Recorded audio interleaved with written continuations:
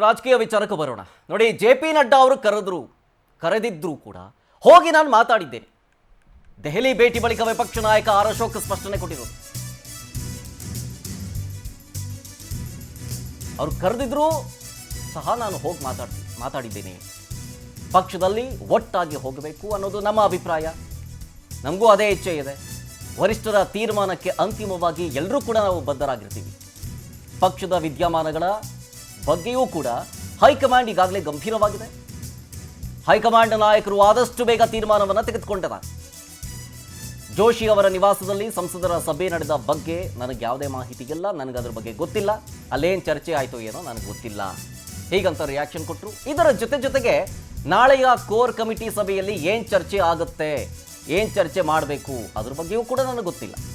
ಆಮೇಲೆ ಯತ್ನಾಳ್ ವಿಚಾರ, ಅದ್ರ ಬಗ್ಗೆ ಚರ್ಚೆಗೆ ಬರುತ್ತೋ ಇಲ್ವೋ ಅದು ಕೂಡ ನನಗೆ ಗೊತ್ತಿಲ್ಲ. ಕೋರ್ ಕಮಿಟಿ ಸಭೆಯ ಅಜೆಂಡಾ ಇನ್ನೂ ಕೂಡ ಫಿಕ್ಸ್ ಆಗಿಲ್ಲ.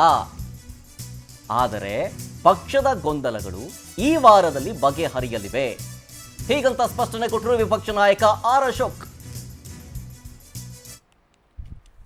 ಹಿರಿಯರು ನಡ್ಡಾ ಅವರಿಗೆ ಟೈಮ್ ಕೊಡಿ ಅಂತ ಕೇಳಿದ್ದೆ.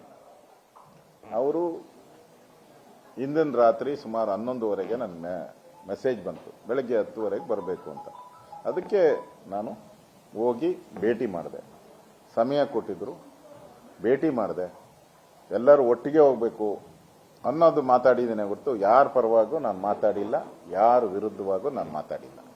ಒಟ್ಟಿಗೆ ಹೋಗಬೇಕು, ಒಟ್ಟಿಗೆ ಹೋಗುವಂಥ ಸೂತ್ರವನ್ನು ಸಹ ಹೇಳಿ ಬಂದಿದ್ದೀನಿ ಅವ್ರಿಗೆ. ನನ್ನ ಸಲಹೆ, ಸೂತ್ರ ಅಲ್ಲ, ನನ್ನ ಸಲಹೆಯನ್ನು ಕೊಟ್ಟಿದ್ದೀನಿ. ನನ್ನ ಸಲಹೆಯನ್ನು ಕೂಡ ಕೊಟ್ಟಿದ್ದೀನಿ. ಮತ್ತೆ ಒಂದೇ ನಿಮಿಷದ ಇನ್ನು ಮುಂದಕ್ಕೆ ಡೆಲ್ಲಿದ 1.5 ದಿನ ಇದ್ದೆ ಅಷ್ಟಕ್ಕೆ. ಅದಾದಮೇಲೆ ಮತ್ತೆ ಅವರು ಮತ್ತೆ ನನಗೆ ಮಾರನೇ ದಿನ 10:00ಗೆ ಬರೋಕ್ಕೆ ಮತ್ತೆ ನನಗೆ ಟೆಲಿಫೋನ್ ಕಾಲ್ ಬಂದಿತ್ತು ಅವ್ರ ಆಫೀಸಿಂದ. ಮತ್ತೆ ಮಾರನೇ ದಿನ, ಒಂದಿನ ಆದಮೇಲೆ ಮತ್ತೆ ಮಾರನೇ ದಿನ 10:00ಗೆ